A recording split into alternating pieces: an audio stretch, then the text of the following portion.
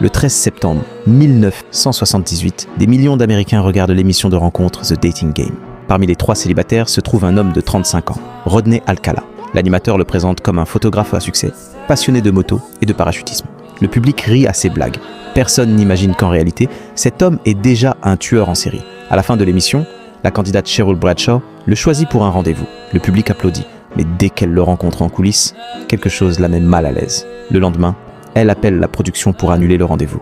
Elle dira plus tard qu'il lui donnait des vibrations étranges et qu'elle l'avait trouvé terrifiant. Ce qu'elle ignorait, c'est qu'au même moment, Rodney Alcala était déjà recherché dans plusieurs enquêtes pour meurtre. Des années plus tard, la police découvre chez lui des centaines de photographies de jeunes femmes, dont beaucoup n'ont jamais été identifiées. Rodney Alcala est finalement reconnu coupable de 7 meurtres commis entre 1971 et 1979. Mais les enquêteurs estiment qu'il pourrait avoir fait des dizaines d'autres victimes, certains évoquant même plus d'une centaine de cas possibles, sans que cela ait pu être prouvé devant un tribunal. Le 24 juillet 2021, Rodney Alcala meurt à l'âge de 77 ans dans une prison de Californie, sans avoir révélé toute la vérité sur ses crimes. Cheryl Bradshaw, elle, a peut-être échappé à l'un des pires tueurs en série de l'histoire, simplement en écoutant son instinct.